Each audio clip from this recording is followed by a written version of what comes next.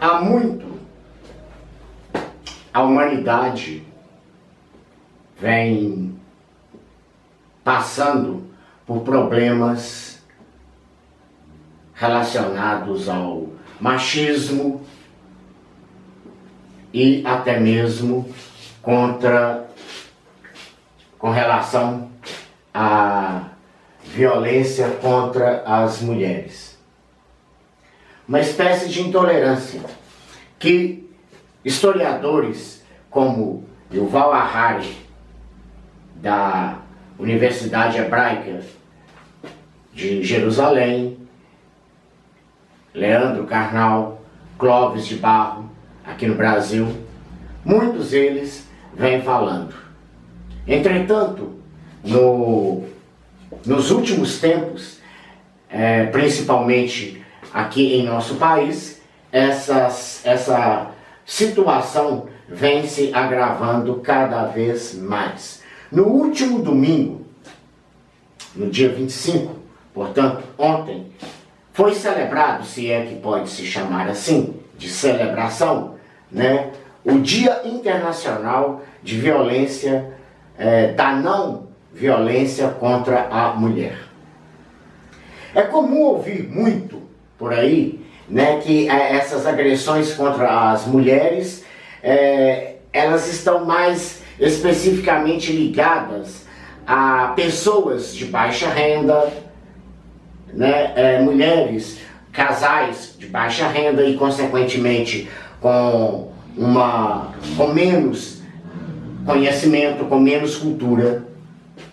É aquela famosa e imbecil frase que dizem: mulher de malandro é aquela mulher também que gosta de apanhar, né?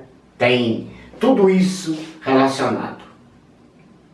Entretanto, nós sabemos também que no meio das grandes famílias aí consideradas de alto poder aquisitivo, de alta classe, assim chamadas, essas agressões vêm se exponencializando cada vez mais. E pior, com um agravante bem mais desprezível do que quando acontece numa situação aí de periferia, de comunidades aí com baixo poder aquisitivo, que é, no caso, o famoso, né, pagou grandes advogados, porque tem direito, tem poder aquisitivo para isso, advogados renomados e tudo mais, vão recorrendo até a últimas instâncias ou instâncias superiores, assim se diz, e acabam então por sair impune. Quem? O agressor, quer mulher, quer homem, porque há de se dizer e ter que lembrar também que a agressão, né, quando se fala contra as mulheres, é óbvio e é claro que isso é bem mais estatisticamente falando, os números são bem mais relevantes. Porém, há também aquelas mulheres que são dominadoras, que são possessivas e que, quando se fala em término de relacionamento, essas mulheres então acabam por levar ações até as últimas consequências, ou seja, pode matar, pode agredir, enfim, uma série de coisas que culminam sempre em situações que a gente pode se dizer desastrosas.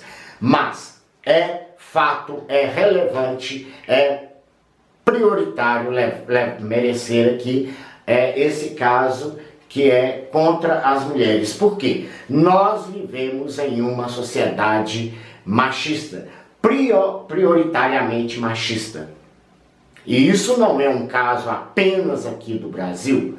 Nós sabemos que em muitos países ainda, tanto do Ocidente como lá do Oriente, né, essa situação também é vigente. A sociedade é machista, principalmente lá no Ocidente, onde nós sabemos que as mulheres ainda não têm muito poder de voz. Quando surgiu o termo empoderadas, ou o empoderamento feminino, aí isso sim causou talvez nos homens, ditos homens, né, se é que assim pode ser chamado, né, uma situação bastante humilhante, porque com relação ao setor financeiro, a mulher acaba ocupando cargos mais elevados, de presidências, de executivas e cada vez mais alto. E nessa situação, dentro desse contexto, os homens acabam ficando à mercê daquela mulher, ou, melhor dizendo assim, no caso, dependente, talvez, numa situação mais frágil, numa situação de submissão. E essa situação, talvez, de submissão, deixa o homem constrangido, consternado, e isso leva também a fazer com que ele cometa aí essas barbaridades que acontecem. Então, a partir do termo, né, criado, o empoderamento feminino, mais especificamente agora em pleno século XXI, a gente tem, né, essa ascensão das mulheres, né, no mercado de trabalho, e isso faz com que os homens às vezes ficam irritados. Até hoje nós vemos e podemos ver com clareza que muitas das vezes os homens não aceitam que mulheres possam vir a ganhar mais do que eles, ter um salário melhor do que, por exemplo, eu não aceito que a minha mulher ganhe mais do que eu. Por quê? Porque eu sou o homem da casa. E assim vai por diante, não é? Então, não é apenas um exemplo meu que eu estou dizendo aqui. Parece uma coisa que está se, infelizmente, generalizando. Com isso, então, eu resolvi preparar aqui para o nosso canal no YouTube, e vai estar também nas outras plataformas e também lá no Facebook, no Twitter e tudo mais, né? Essa aula que está mais voltada para o social. E também quero lembrar que às vezes assim, algum bacana lá pode fazer algum comentário lá no canal, mas amantes de exatas. Bom, esse nome é um nome ainda que está, eu diria assim, provisório.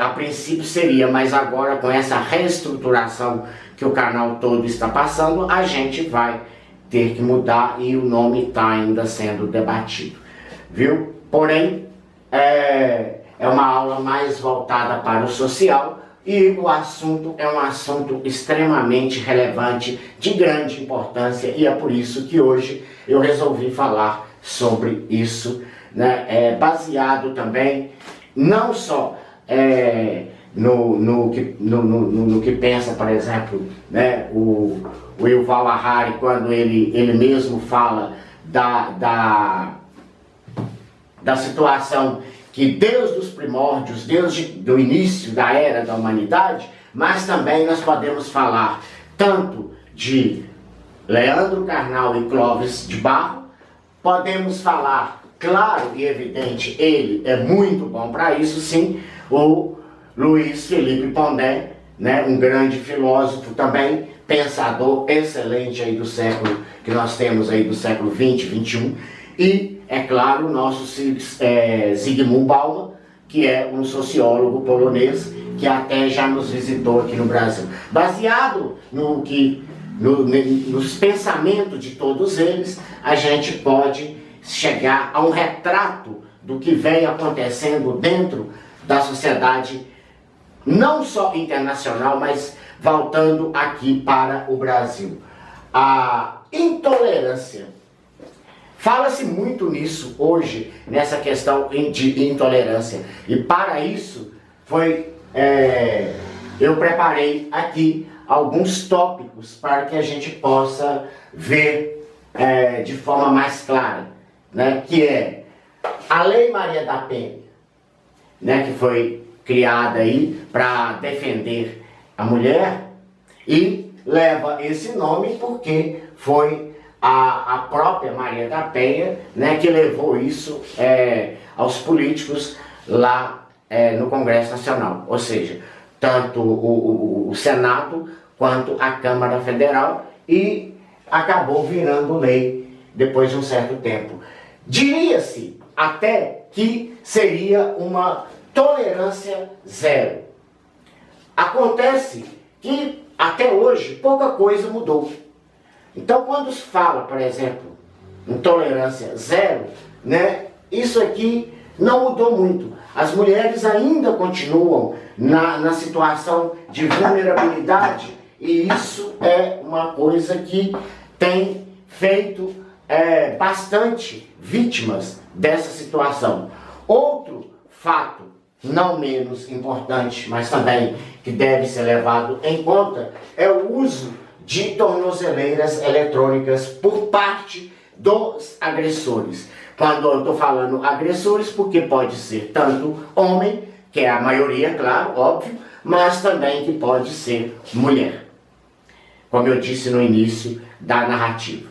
Então, veja bem, só que essas tornozeleiras eletrônicas que era para funcionar, a gente vê por aí que parece que a coisa não funciona muito bem. Por quê? Porque as pessoas saem, mesmo com tornozeleira, que virou tão hoje, assim, um caso tão famoso, tão falado, tão discutido na sociedade brasileira, depois da criação da Operação Lava Jato, com essa prisão dos bacanas, dos poderosos e tudo mais, para ficar em suas prisões domiciliares, acaba tendo que usar, então, essas tornozeleiras eletrônicas. Usam, mas parece que acaba saindo, indo e vindo da mesma forma, como se não tivesse usando nada. E isso é também, no caso da intolerância e da violência contra a mulher, ou as mulheres, por parte do homem, no caso,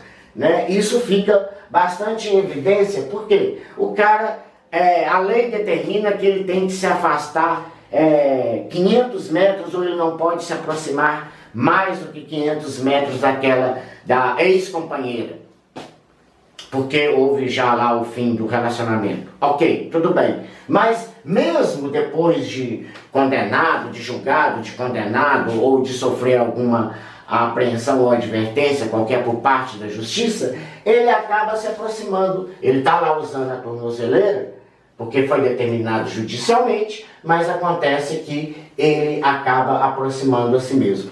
E seria o caso, por exemplo, todas as vezes que alguém infringe o espaço delimitado pela tornozeleira eletrônica, que não poderia ultrapassar tantos metros ou afastar tantos metros da residência e tudo mais.